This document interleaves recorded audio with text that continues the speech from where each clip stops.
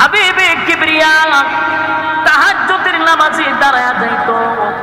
মানুষ যখন স্ত্রী পুত্র লইয়া মানুষ ঘুমায়, মানুষ যখন ঘুমায়া যায়, পশু পাখিরা ঘুমায়া যায়, তখন আমার নবী দাঁড়াইয়া আল্লাহর সঙ্গে কথা বলতো নামাজের মাধ্যমে। এই নামাজের মাধ্যমে নবী আল্লাহর সঙ্গে সুসম্পর্ক তৈরি করলো।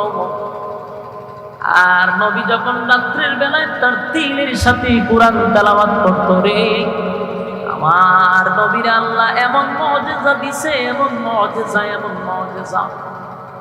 কত নবী দুনিয়ার জমিনে আমার আল্লাহ পাঠাইল। আমরা জানি 1,02,24,000 মতান্তরে নবী রাসূল আল্লাহ পাঠাইছে। এক এক নবীর আল্লাহ এক এক মুজিজা দিয়া পাঠাইছে। এক এক নবীর এক একটা মুজিজা ছিল। আপনি জানেন, আপনারা জানেন, দাউদ নবীর এক মুজিজা, মূসা নবীর আলাদা মুজিজা। মূসা নবী হাত থেকে লাঠি জমিনে ছেড়ে দিলে বিশাল আকৃতির সাপ হয়ে যেত। ফেরাউন দেখে তরতর করে কাঁপতো। এটা মূসা নবীরে আল্লাহ মুজিজা দিছে। সুবহানাল্লাহ। দাউদ আলাইহিস সালাতু ওয়াস সালাম যদি কোনো লোহার উপরে হাত দিত, লোহা গলে গলে গলে পানি হয়ে যেত। দাউদ নবীর কণ্ঠের মধ্যে আল্লাহ আরেকটা মুজিজা দিছে। দাউদ নবী তার গ্রন্থের থেকে তেলাওয়াত করলেন, উড়ন্ত পাখিরা জমিনে বৈশা যাইত। সমুদ্রের মাছগুলি দাউদ নবীর তেলাওয়াত শুনলে পাগল পাগল পাগল পাগল হইয়া, পাগল পাগল হইয়া মাছগুলি লাফাইতে লাফাইতে সমুদ্রের থেকে দাউদ নবীর কাছে আইসা যাইত। সুবহানাল্লাহ। বনের সবচেয়ে বেশি হিংস্র প্রাণী বাঘ, সিংহ, এই সবগুলি দাউদ নবীর তেলাওয়াত শুনলে চতুর্দিকে তারা গোল হয়ে বসে থাকত। আল্লাহ দাউদ নবীর এত সুন্দর একটা কণ্ঠ দিছে রে, দাউদ নবীর কণ্ঠ শুনলে মানুষ পাগল হইত। এটা দাউদ নবীর মুজিজা। আর সুলাইমান আলাইহিস সালাতু ওয়াস সালামকে আল্লাহ মুজিজা দিছে। ওনার একটা বিমান ছিল, বিমান। আজ পর্যন্ত উন্নত যুগে এত কিছু তৈরি করতে পারল, দাউদ নবীর বিমান বানাইতে পারল না। কিয়ামত পর্যন্ত পারবে না। দাউদ নবীর বিমানে প্রায় 1,00,000 যাত্রী বহন করত। সুবহানাল্লাহ। বাড়ি গিয়া কইবা, পৃথিবীতে আজ পর্যন্ত 20,000 যাত্রী ধরে এমন একটা বিমান এখনো পৃথিবীতে আবিষ্কার হয়েছে না। 20,000 যাত্রী ধরবে এমন বিমান পৃথিবীতে আবিষ্কার হয় না। ওয়াজ শুনুন আপনারা। আর এক জেনারেটর লাগাই দিলে স্টেজে লইতা, এখানেও দিয়া দিতা, বাসের উপরে টেঙ্গো দিলে ওয়াজ করতা। জেনারেটর না যত কাছে দেয়, এটার আওয়াজে তুমি মেজাজ গরম হইতে থাকা, তো ওয়াজ দিতা সব উল্টা পাল্লা আওয়াজ। দেখছেন নি সেটা আট করলে তুই লইত ওই কিতা করতাম। কথাকে আপনারা বুঝেন, একটু হা না করেন, আমি বুঝবো আপনারা বুঝতেছেন। 20,000 যাত্রী বহন করে এমন বিমান পৃথিবীতে উন্নত যুগে আইসুনি তো দিলেন কারণে লেটে বালা। তোমার রুটির দোকান বন্ধ করো। চেয়ারম্যান সাহেবের ফোনে কাম হয়েছে। মাশাআল্লাহ। এই সূরাটা নাজিল হয়েছে মূলত আবুল আহাবকে কেন্দ্র করে। কিন্তু সেই আবুল আহাবের বিষয়টা আমরা একটু জানি। আবুল আহাব হলো আব্দুল মুত্তালিবের 10 সন্তানের মধ্যে এক সন্তান হলো আবুল আহাব। তার মানে রাসূলের আপন চাচা, রাসূলের আপন চাচা। রাসূলের চাচাদের মধ্যে 2 ভাগ। এক ভাগ হলো যারা দ্বীনের জন্য, ইসলামের জন্য অটল ছিল, জীবন দিছে। এর মধ্যে একজন হলো হামজা রাদিয়াল্লাহু তাআলা, আব্বাস রাদিয়াল্লাহু তাআলা। আরেকজন সাপোর্ট করছেন কিন্তু কালেমা পড়েন নাই, উনি হলেন আবু তালেব। ইসলামকে সাপোর্ট করে গেছে, রাসূলের পিছনে যতগুলা ব্যাকআপ দেওয়ার সব দিছে, কিন্তু কালেমা গ্রহণ করেন। আর আবুল আহাবটা বিরোধিতা করছে। জন্মে আবুল আহাব খুশি ছিল বেশি, কিন্তু রাসূলের তরিকা মানার ক্ষেত্রে আবু লাহাব সবচেয়ে বেশি বিরোধিতা ছিল। আমার কথা বুঝবেন?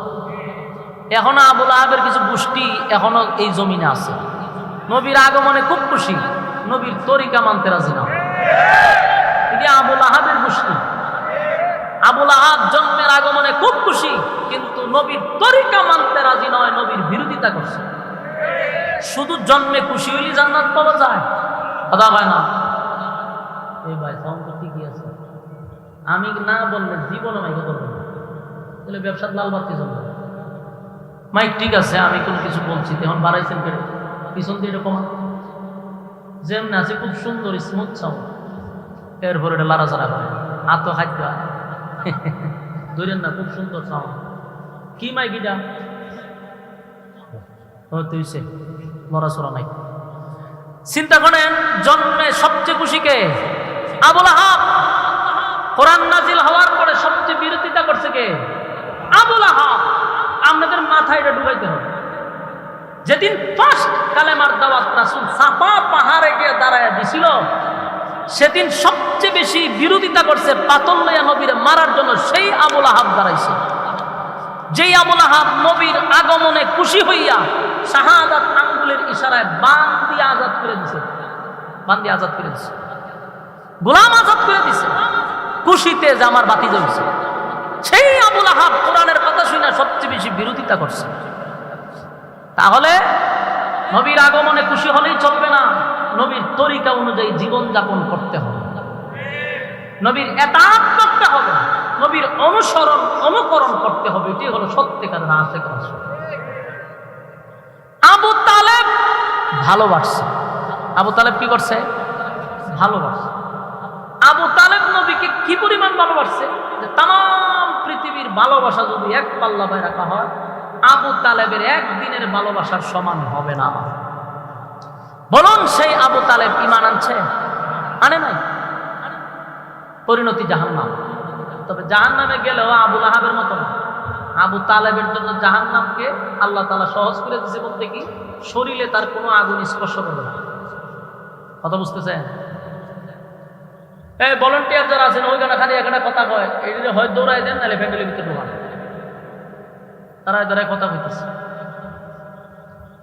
মনোযোগ দিয়ে শুনেন, মনোযোগ দিয়ে না শুনলে আপনারা ফেস লাগাই দিবেন। তো আমার কথার ফিনিশিং হয় লাস্টে, এই জন্য আপনাকে পুরা বয়ান শুনতে হবে। প্রথম শুনে গেলে আপনার মাথায় ঢুকবে না। দেখেন, মনোযোগ দিয়ে একটু শুনেন, তাহলে আমাদের মাথায় খুব সহজে ঢুকবে। এই আবু তালেব জাহান্নামে গেছে, কথা সত্য, কিন্তু তার শরীরে আগুন স্পর্শ করবে না। শুধুমাত্র তার পায়ের তলায় দুইটা জাহান্নামের স্যান্ডেল পরায় দেওয়া হবে। শরীরে কোনো আগুন নেই। কেন নাই? কারণ নবীর শরীরের সাথে তার শরীরের স্পর্শ, নবীরে জড়ায়া ধরছে। নবীর শরীর তার শরীরে লাগার কারণে, নবীর শরীর তার শরীরের সঙ্গে লাগার কারণে আল্লাহ জাহান্নামের আগুন শরীরের জন্য হারাম করে দিচ্ছে।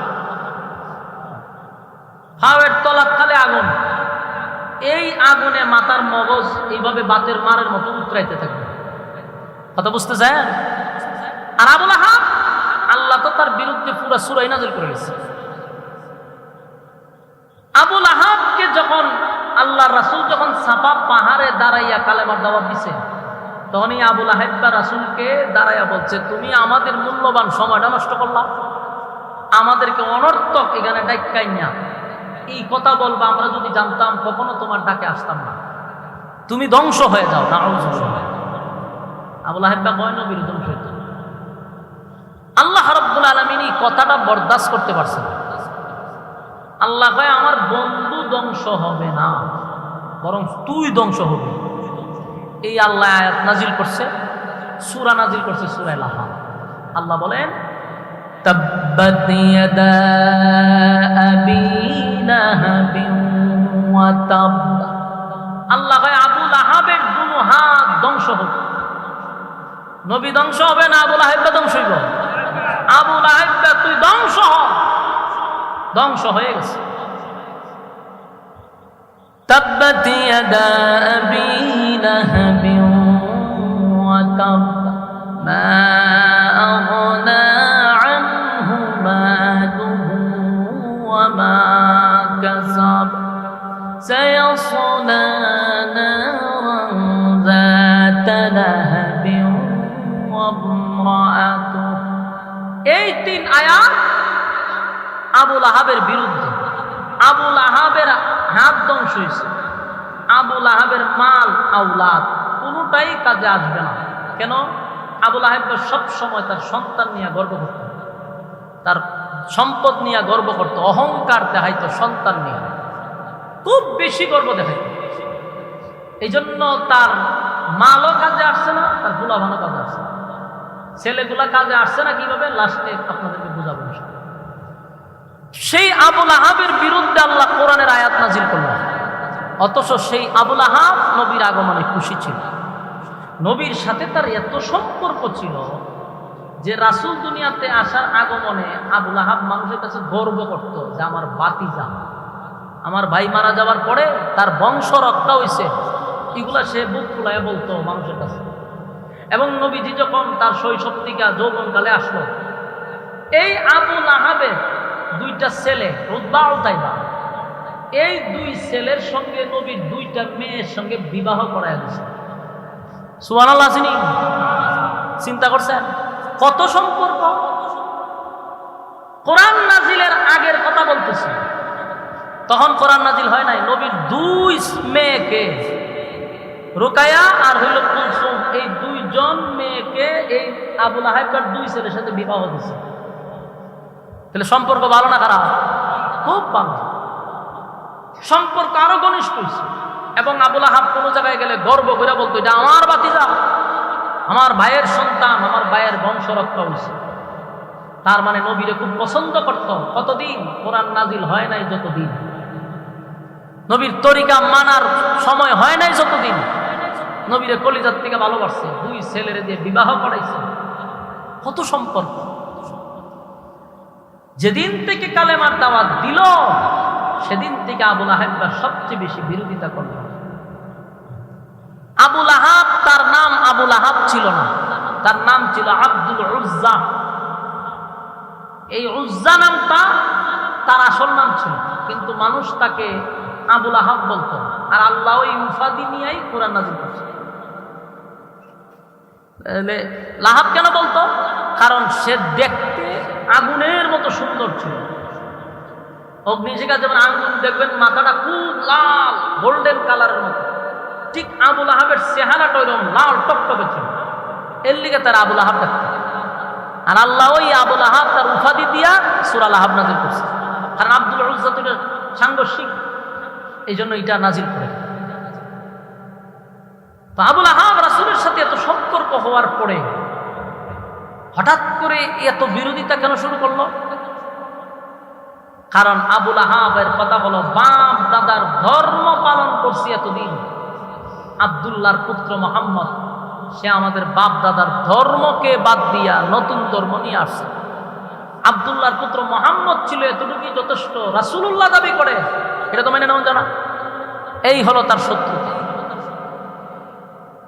শুধু সে বিরোধিতা করছে এমনটা নয়, তার যে বউ উম্মে জামিল, এটা মহিলাটা খুব সাংঘাতিক মহিলা ছিল, টেরা ছিল। টেরা বুঝুননি? সুজা চাইলে বুঝুন না, ডাইনে চাইলেছে, এরকম টেরা প্রকৃতির ছিল। এই মহিলা সবচেয়ে বেশি দ্বন্দ্ব লাগাইতো সমাজের মধ্যে, ঘরের মধ্যে, বিভিন্ন মানুষের সমাজের মধ্যে এই মহিলা সবচেয়ে বেশি দ্বন্দ্ব লাগাইত, ঝগড়া লাগাইত। রাসূলকে সবচেয়ে বেশি কষ্ট দিছে এই মহিলা, আফন চাচি হইয়া কষ্ট দিচ্ছে। আল্লাহ শেষের দুই আয়াতে এই মহিলাকে নিয়ে নাজিল করছে। আমরা সামনে আলোচনা আসবো ইনশাআল্লাহ। আসুন, রাসূল যখন কালেমার দাওয়াত দিতেছে, এই আবু লাহাব বাধা দিচ্ছে। কিন্তু আল্লাহ রাসূল কি দাওয়াত দেওয়া বন্ধ করে দিচ্ছে? কাজ চালায় গেছে। আল্লাহ রাসূলকে বলছে যে আপনি আপনার কাজ চালিয়ে যান, আমি আপনাকে যে মিশন নিয়ে পাঠাইছি এটা সাকসেস করতে হবে। বাধা আসবে কিন্তু থামা যাবে না, থামতে পারবেন না। কত আঘাত সহ্য করছে সাহাবায়ে কেরাম, নির্যাতন সহ্য করছে, এরপরেও কি কাজ বন্ধ হয়েছে? আল্লাহ বলেন, আবু লাহাব আমার বন্ধুরে গালি দিছে, প্রতিবাদ তো আমি নিজে করছি, আপনি মন খারাপ করবেন না। আপনারা গালি দিছে, আপনার প্রতিবাদ করা লাগবে না তো, আমি নিজেই তো প্রতিবাদ করছি। সুবহানাল্লাহ। আল্লাহ বলেন আমারে গালি দেয় কিন্তু আমার কষ্ট লাগে না। বন্ধুরে যদি কেউ গালি দেয় আমি আল্লাহ বরদাস্ত করতে পারি না।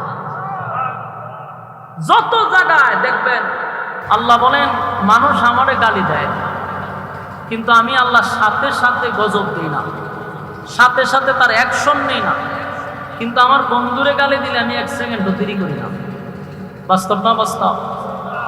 সূরা লাহাব নাযিল হইছে, সূরা কাউসার নাযিল হইছে, সবগুলা নবীকে অপমান করার কারণে আল্লাহ সাথে সাথে প্রতিবাদ করছে।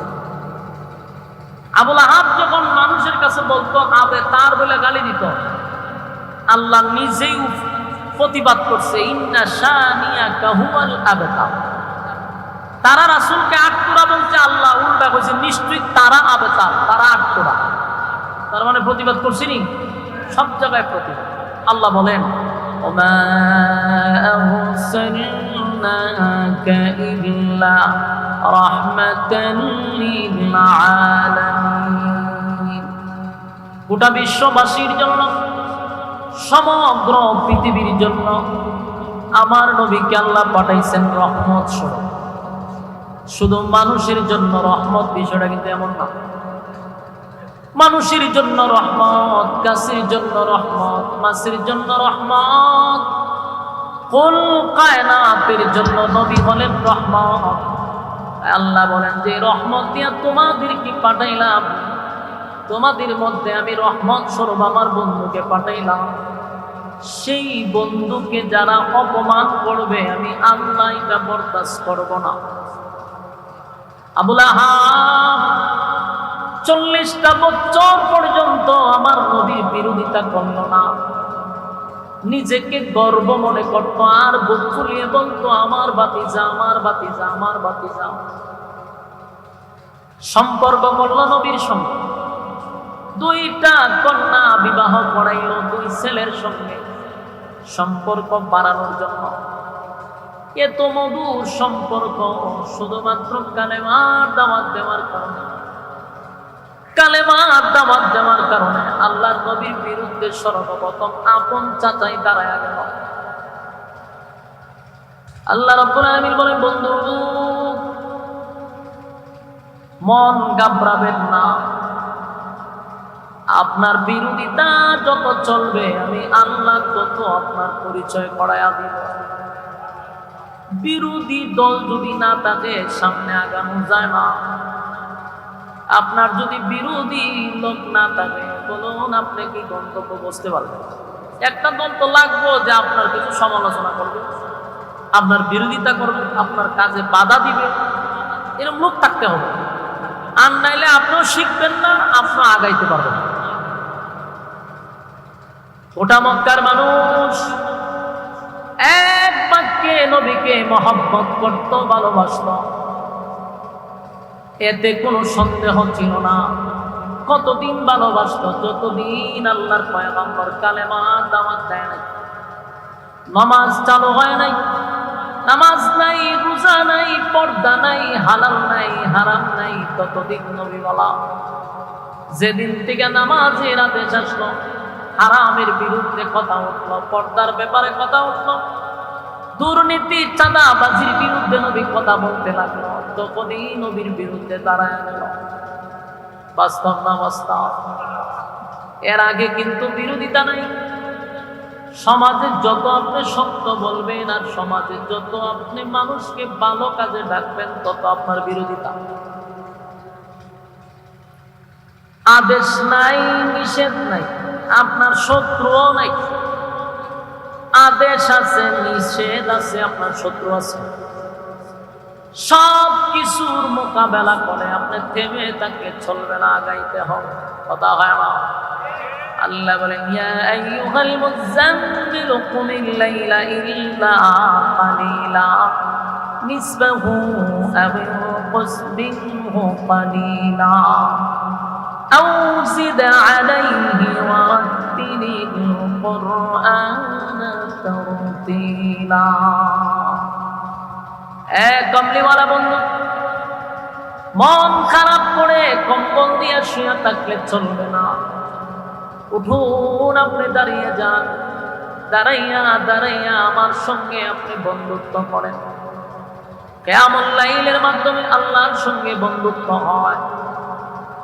তাহাজ্জুদের নামাজের মাধ্যমে বান্দার সঙ্গে আল্লাহর সুসম্পর্ক হয়। কথা হয় না? এই যুবক ভাইরা, 5 ওয়াক্ত নামাজ আমরা পড়ি।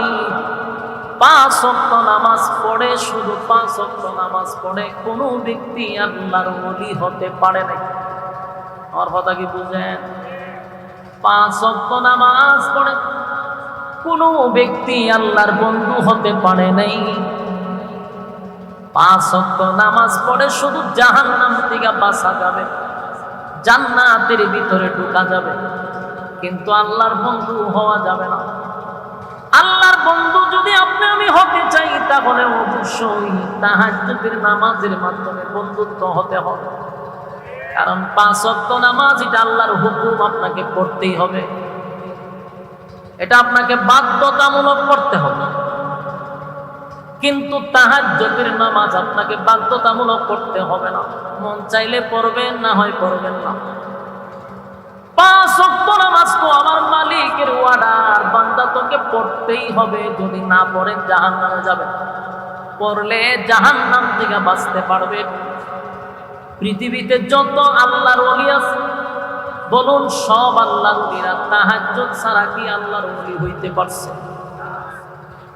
পৃথিবীতে যারা ছিল আল্লাহর ওলিরা রাতের একটা অংশে আল্লাহর সামনে দাঁড়াইয়া যাইত, আল্লাহর সঙ্গে বন্ধুত্ব করত তাহাজ্জুদের মাধ্যমে। তাহাজ্জুদের নামাজ ছাড়া পৃথিবীর কেউ আল্লাহর ওলি হতে পারে নাই। আর আমাদের দেশের কিছু হাইব্রিড ফির আছে, হাইব্রিড 5 ওয়াক্ত নামাজই করে না, তাহাজ্জুদ করবে না। এর মধ্যে 5 ওয়াক্ত বিড়ি টানো লাগে, বিড়ি না টানলে এর বাপ ওঠে না। 5 ওয়াক্ত নামাজই তো করে না। অথচ আল্লাহর ওলি হইতে গেলে শুধু 5 ওয়াক্ত বললেই চলবে না, তাহাজ্জুদ করতে হবে। তাহাজ্জুদের নামাজ ছাড়া কেউ আল্লাহর বন্ধু হতে পারবে না।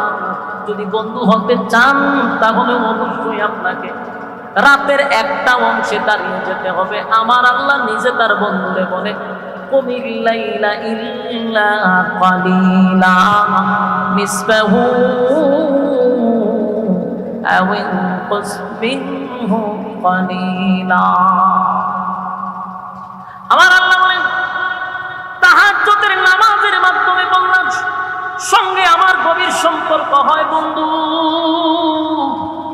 উঠেন, আপনি কম্বল নিয়ে শুয়ে থাকলে চলবে না, দাঁড়িয়ে যান। রাতের একটা অংশে আমি আল্লাহর জন্য আপনি দাঁড়ান। দাঁড়াইয়া দাঁড়াইয়া তার দিলের সাথে আপনি কোরআন তেলাওয়াত করেন। সুবহানাল্লাহ। গভীর রজনীতে হাবিবে কিবরিয়া তাহাজ্জুদের নামাজে দাঁড়ায়া যাইত। মানুষ যখন স্ত্রী পুত্র লইয়া মানুষ ঘুমায়, মানুষ যখন ঘুমায়া যায়, পশু পাখিরা ঘুমায়া যায়, তখন আমার নবী দাঁড়াইয়া আল্লাহর সঙ্গে কথা বলতো নামাজের মাধ্যমে। এই নামাজের মাধ্যমে নবী আল্লাহর সঙ্গে সুসম্পর্ক তৈরি করল। আর নবী যখন রাত্রের বেলায় তার দিলের সাথে কোরআন তেলাওয়াত করত, রে আমার নবীর আল্লাহ এমন মুজিজা দিছে, এমন মুজিজা, এমন মুজিজা। কত নবী দুনিয়ার জমিনে আমার আল্লাহ পাঠাইল। আমরা জানি 1,02,24,000 মতান্তরে নবী রাসূল আল্লাহ পাঠাইছে। এক এক নবীর আল্লাহ এক এক মুজিজা দিয়া পাঠাইছে। এক এক নবীর এক একটা মুজিজা ছিল। আপনি জানেন, আপনারা জানেন, দাউদ নবীর এক মুজিজা, মূসা নবীর আলাদা মুজিজা। মূসা নবী হাত থেকে লাঠি জমিনে ছেড়ে দিলে বিশাল আকৃতির সাপ হয়ে যেত। ফেরাউন দেখে তরতর করে কাঁপত। এটা মূসা নবীরে আল্লাহ মুজিজা দিছে। সুবহানাল্লাহ। দাউদ আলাইহিস সালাতু ওয়াস সালাম যদি কোনো লোহার উপরে হাত দিত, লোহা গলে গলে গলে পানি হয়ে যেত। দাউদ নবীর কণ্ঠের মধ্যে আল্লাহ আরেকটা মুজিজা দিছে। দাউদ নবী তার গ্রন্থের থেকে তেলাওয়াত করলেন। উড়ন্ত পাখিরা জমিনে বৈশা যাইত। সমুদ্রের মাছগুলি দাউদ নবীর তেলাওয়াত শুনলে পাগল পাগল পাগল পাগল হইয়া মাছগুলি লাফাইতে লাফাইতে সমুদ্রের দিকে দাউদ নবীর কাছে আইসা যাইত। সুবহান। বনের সবচেয়ে বেশি হিংস্র প্রাণী বাঘ, সিংহ, এই সবগুলি দাউদ নবীর তেলাওয়াত শুনলে চতুর্দিকে তারা গোল হয়ে বসে থাকত। আল্লাহ দাউদ নবীর এত সুন্দর একটা কণ্ঠ দিছে রে, দাউদ নবীর কণ্ঠ শুনলে মানুষ পাগল হইত। এটা দাউদ নবীর মুজিজা। আর সুলাইমান আলাইহিস সালামকে আল্লাহ মুজিজা দিছে, ওনার একটা বিমান ছিল। বিমান আজ পর্যন্ত উন্নত যুগে এত কিছু তৈরি করতে পারল, দাউদ নবীর বিমান বানাইতে পারল না, কিয়ামত পর্যন্ত পারবে না। দাউদ নবীর বিমানে প্রায় 1 লক্ষ যাত্রী বহন করত। সুবহানাল্লাহ, বাড়ি গিয়া কইবা পৃথিবীতে আজ পর্যন্ত 20,000 যাত্রী ধরে এমন একটা বিমান এখনো পৃথিবীতে আবিষ্কার হয়েছে না। 20,000 যাত্রী ধরবে এমন বিমান পৃথিবীতে আবিষ্কার হয় না। ওয়াজুন আপনারা আরেক জেনারেটর লাগাই দিতে সেজুলইতা এখানেও দিয়া দিতা বাসের উপরে টেঙ্গো দিলে ওয়াজ করতা। জেনারেটর না যত কাছে দেয় এটার আওয়াজে দিন মেজাজ গরম হইতে তো ওয়াজ দিতা সব উল্টা পাল্লা আওয়াজ দেখছেন নি কিটা আটলে তুই কেন লইতো ওই কিতা করতাম বল কথাকে আপনারা বুঝেন একটু হা না করেন আমি বুঝবো আপনারা বুঝতেছেন। 20,000 যাত্রী বহন করে এমন বিমান পৃথিবীতে উন্নত যুগে আইসুনি তো দিলেন কারণে লেটে বালা তোমার রুটির দোকান বন্ধ করো। চেয়ারম্যান সাহেবের ফোনে কাম হয়েছে, মাশাআল্লাহ এটা বালা কাম করছে। বসেন, আপনাদের ধৈর্য কম, খালি লাফালাফি করেন। বসেন, মনোযোগ দিয়া কথাগুলি শুনেন। বলুন, পৃথিবীতে কি এখন এই বিমান আবিষ্কার করছে? সর্বোচ্চ 10,000 যাত্রী ধরে এমন বিমান আবিষ্কার হয়েছে কিনা ও সন্দেহ আছে। সর্বোচ্চ শুনছি 7,000 পর্যন্ত, এটি সবচেয়ে বড় বিমান। আর আজ থেকে হাজার হাজার বছর আগে সুলাইমান নবী 1 লক্ষ যাত্রী বহন করত। সুবহান। তাও তেলও লাগতো না, পেট্রোলও নাই, পানিও নাই, এমনি চলতো, বাতাসে চলতো, বাতাস। বলুন, কিয়ামত পর্যন্ত কি রকম বিমান আবিষ্কার করা সম্ভব? চায়নারা এত কিছু আবিষ্কার করছে, কিন্তু সুলাইমান নবীর সেই বিমান আজ পর্যন্ত তারা বানাইয়া কিয়ামত পর্যন্ত সময় দিলাম পারবে না। হাওয়ার উপরে চলতো। সুলাইমান নবীর 1000 যাত্রী বহন করত, আর এই বিমানের জন্য কোনো বিমানবন্দর লাগতো না, যেখানে মন সেখানে ল্যান্ড করতে পারতো। সুবহানাল্লাহ। এটা সুলাইমান আলাইহিস সালাতু ওয়াস সালামের মুজিজা। মুজিজা। আর ঈসা আলাইহিস সালাতু ওয়াস সালামের একটা মুজিজা হলো, উনি অন্ধ মানুষের চোখে হাত বুলাইয়া দিলে মানুষ চোখে দেখতো। সুবহানাল্লাহ। এর থেকে বড় মুজিজা ছিল হযরত ঈসা আলাইহিস সালাতু ওয়াস সালামের পুরাতন কবর, একেবারে পুরাতন, হাজার হাজার হাজার বছর আগের সেই পুরাতন কবরের সামনে উনি গিয়ে দাঁড়াইতো। দাঁড়ায়া বলতো, কুম বিইজনিল্লাহ, উঠো রে আল্লাহর হুকুমে দাঁড়ায়া যাও। হাজার হাজার বছর পুরাতন কবরের মানুষটা কবর থেকে দাঁড়াইয়া সোজা হইয়া ঈসা নবীর সঙ্গে কথা বলতো। আপনাদের সুবহানাল্লাহ বোঝা যায়, এর থেকে বেশি আশ্চর্য ঘটনা আপনারা ফিররা ঘটাইতে পারে? কথা কই না, সব তো ডিম ফাটানির বক্তব্য, এর লেগে আওয়াজ কম। ডিম ফাটাইলে সুবহানাল্লাহ বেশি করে। হাজার হাজার বছর পুরাতন কবর থেকে ঈসা আলাইহিস সালাম দাঁড়াইয়া যদি বলতো আল্লাহর হুকুমে উঠো, তাহলে কবর থেকে মানুষ দাঁড়ায় যেত। সুবহানাল্লাহ। এটা ইউনুস নবী, ঈসা নবীর একটা মুজিজা। এক এক নবীকে আমার আল্লাহ এক একটা মুজিজা দিয়া দুনিয়ার জমিনে পাঠাইলো। কিন্তু আমার নবীরে আল্লাহ যা দিছে রে, পৃথিবীর সব নবীরে আল্লাহ যা দিছে, আমার নবীরে একা আল্লাহ বেশি দিছে।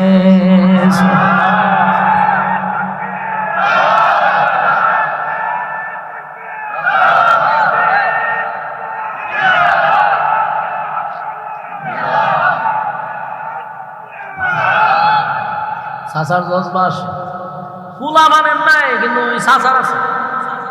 ফুলা মানের ডাকবো কেমন? নাচতে নাচতে হের শরীরের যা আছে সব শেষ করে গেছে।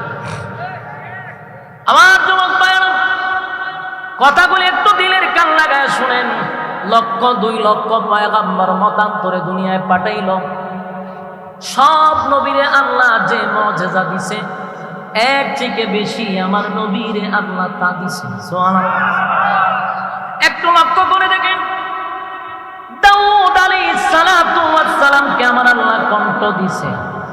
কণ্ঠ শুইনা সমুদ্রের মাছ দাঁড়ায়া যায়, কণ্ঠ শুইনা উড়ন্ত পাখি বৈশা যায়। কিন্তু সেই দাউদ নবীর শুধু কণ্ঠটা শুনে, শুধু কণ্ঠ শুইনা কেউ কালেমা পড়ে নাই।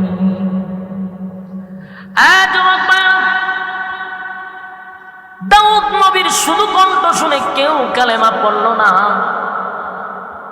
ইউসুফ নবীরে আমার আল্লাহ সৌন্দর্য দিছে। কেমন সৌন্দর্য দিছে রে, তামাম পৃথিবীর অর্ধেক সুন্দর ইউসুফ নবীরে দিছে। ইউসুফ নবীর চেহারার দিকে তাকাই আমার আঙ্গুল রেখা, কিন্তু শুধু চেহারা দিকে কেউ কালেমা পড়ে না। আর তোমার আমার নবীর কণ্ঠ শুনে, শুধু কণ্ঠ শুনে হাজার বেঈমান কালেমা পড়ে ঈমান আনছে। আমার নবীর শুধু চেহারা মুবারক দেখা, অসংখ্য বেঈমান কালেমা পড়ছে। তাহলে সব নবীর থেকে আমার নবী হলো আলাদা। বলুন কি? অন্য নবীদের সঙ্গে আমার নবীর কোনো তুলনা হয় না রে। কারণ অন্য নবীর আল্লাহ যা দিছে, সব নবীদেরকে মিলাইয়া যা দিছে, আমার নবীর আল্লাহ একা তা দিছে। আল্লাহ নবী যখন আল্লাহ বলছে কুমিল লাইলা ইল্লা কালিলা নিসফাহু আও ইনকুস মিনহু কালিলা আও জিদ আলাইহি ওয়া রাত্তিলিল কুরআনা তারতিলা।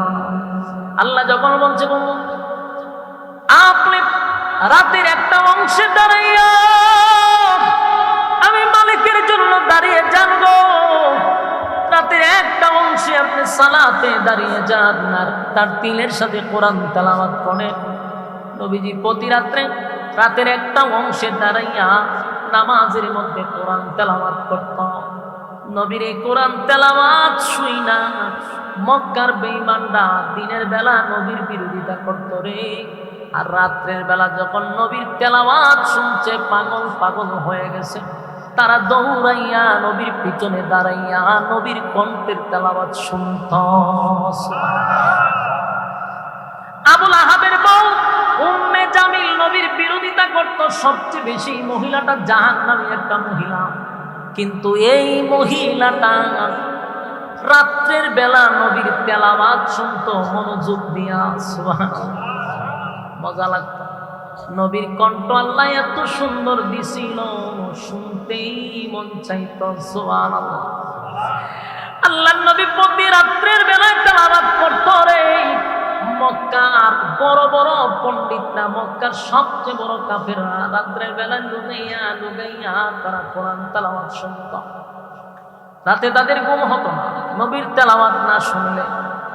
আমার নবীরে আল্লাহ এত মুজিজা দিছে, কণ্ঠের মধ্যে নবীর একটা মুজিজা ছিল, তেলাওয়াত শুনলেই মানুষ কালেমা পড়ে ঈমান আনত। আর চেহারা এত সুন্দর বানাইলো ইউসুফ নবীর আল্লাহ অর্ধেক সৌন্দর্য দিলেও আমার নবীর সঙ্গে তুলনা হয় না। আমার নবীর শুধু চেহারাটা দেখা অসংখ্য বেঈমান বলছে এমন সুন্দর চেহারার লোক কোনোদিন খারাপ হতে পারে না। উনি আল্লাহর পাঠানো পয়গম্বর, সাথে সাথে নবীর চেহারা দেখে কালেমা পড়ছে, লা ইলাহা ইল্লাল্লাহু মুহাম্মাদুর রাসূলুল্লাহ।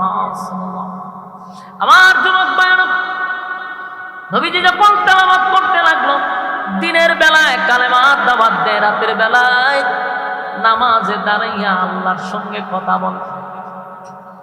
কোরআন তেলাওয়াত নামাজের মধ্যে দাঁড়াইয়া পড়া মানে হলো আল্লাহর সঙ্গে কথা বলা। নবীজি আল্লাহর সঙ্গে কথা বলতেন। আমার যুবক ভাইরা, দিনের বেলা কালেমার দাওয়াত দিত। কালেমার দাওয়াত লইয়া গেলে পড়ে বেঈমানরা বাধা দিত, পিছন দিক দিয়া পাথর মারত, গাল মন্দ করত। আল্লাহর নবী একদিন গেছে কালেমার দাওয়াত দিত। ভাই বন্ধ করবেন নি, আপনারা এই ফুলাফানগুলোর সামলাইতে পারেন না, ওয়াজ করাইতেন।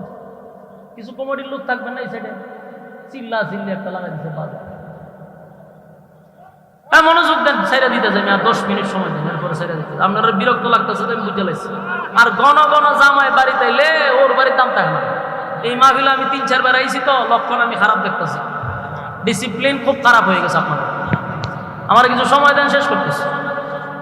কথাগুলি বলতেছিলাম, মনোযোগ দিয়ে শুনেন। আশেপাশে কথা বললে বলনে বলার আর কথার মনোযোগ থাকে না, কথা বলার আগ্রহ কমে যায়। এটা আমার জায়গা, যদি আপনি বলতেন আপনার মেজাজ গরম হইত। এই জন্য একটু মনোযোগ দিয়ে শুনেন। আল্লাহর কসম, এখনো সূরা লাহাবের আলোচনায় ঢুকি নাই, শুধু বুঝাইতে চাই কেন না দিয়েছি। যুবক ভাইরা, আল্লাহর হাবিব যখন রাতের বেলায় কোরআন তেলাওয়াত করত, রে দিনের বেলায় আল্লাহর হুকুম অনুযায়ী আল্লাহ বলছে, বন্ধু ঘুমাই থাকলে চলবে না। ইয়া আইয়ুহাল মুজাম্মিল, কমলিওয়ালা, শুয়ে থাকলে চলবে না। আমি যে কাজের জন্য পাঠাইছি সেটা আপনি পূরণ করতে হবে। তাই নবী রাতের বেলায় তাহাজ্জুদে দাঁড়াইয়া আল্লাহর সঙ্গে কথা বলে, দিনের বেলা কালেমার দাওয়াত লইয়া অলিতে গলিতে যায়। একটা সময় কালেমার দাওয়াত লইয়া যখন যায়, প্রতিদিনের মতো নবীকে নির্যাতন করা হয়, পাগল বলা হয়, পিছন দিক দিয়ে ঢিল মারা হয়। নবীজির কষ্ট লাগে না। কেন লাগে না জানেননি? আল্লাহর নবী বলেন, আমি আমার মালিকের হুকুম পালন করতেছি, মালিকের দিন প্রতিষ্ঠা করতে গিয়া রক্ত ঝরবে, এটাই স্বাভাবিক। কারণ দিনের দাওয়াত মিষ্টি খাইয়া দেওয়া যায় না। দিনের দাওয়াত মিষ্টি খাইয়া হয় না। দিনের দাওয়াত দিতে গেলে রক্ত জড়াইতে হবে। নবী রক্ত জড়াইছে, মানুষ পিছন দিয়া পাথর মারে, এতে নবী কষ্ট পায় না। হঠাৎ করে দেখে নবীর চাচা আবু লাহাব ওই মানুষের সঙ্গে একত্রিত হয়ে গেছে। নবী চিন্তা করল, এখন যদি আমার কেউ পাথর মারে রে, অবশ্যই আমার চাচা তার প্রতিবাদ করবে, যেমনই হোক আমার তো চাচা। আল্লাহ নবী বহুত বড় আশা লইয়া যখন দাওয়াত দিতেছিল, নবী তাকায়া দেখে পিছন দিক দিয়া যারা পাথর মারে, এদের সঙ্গে আবু লাহাব নবীর পাথর মারে। আল্লাহ নবী দৃশ্য দেখার পরে চোখ দিয়ে নবীর টপ টপ করে মুক্তার টানার মতো পানি পড়া শুরু হয়ে গেছে। এতক্ষণ নবী কান্দে না, কিন্তু এখন নবীর চোখ দিয়ে পানি পড়া শুরু হয়ে গেছে। আল্লাহ নবী চিৎকার দিয়া বলে, মালিক, আপনার দিন প্রতিষ্ঠার জন্য, আপনার দিনকে জিন্দা করার জন্য আমি কালেমার দাওয়াত লইয়া যাই। মানুষ আমারে পাথর মারে গো, মানুষ আমারে পাগল করে, কষ্ট লাগে না? কেন লাগে না? আমি না আমার মালিকের আদেশ পালন করতেছি। কিন্তু আল্লাহ, আমার চোখ দিয়ে আজকে পানি চলে আসছে।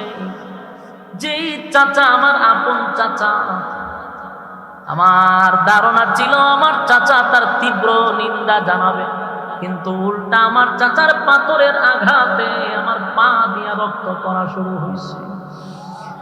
আল্লাহর নবী কান্দে, জিবরাইল এসে বলে, নবী গো কান্দেন না, আপনার কান্না আল্লাহ বরদাস্ত করতে পারে না। আল্লাহর নবী বলেন, জিবরাইল রে, আমার মালিকের অর্ডার পালন করতে গিয়া যদি আমি শাহাদাত বরণ করি আমার কষ্ট লাগবে না, কিন্তু আমার কষ্ট লাগছে আমার মা নাই, আমার বাবা নাই, আমার আপন চাচা কেমনে রে মানুষের সঙ্গে একত্রিত হইয়া আমার এইভাবে পাথর মারতে লাগলো। সেই ব্যথাটা আমার কলিজায় দারুণ আঘাত লাগছে। আমার যুবক ভাইরা, নবীর চোখের পানি বনের পশুরা পর্যন্ত বরদাস্ত করতে পারে না। বনের পশুরা পর্যন্ত নবীর ব্যথায় ব্যতীত হইয়া কান্দে। আমার নবীর চোখ দিয়া পানি পড়লে বেড়া বকরিরা পর্যন্ত কান্দে। আমার নবীর বনের পশুরা চিনল রে, কিন্তু মানুষ হইয়া আবু লাহাব চিনল না। ঠিক কথা হয় না?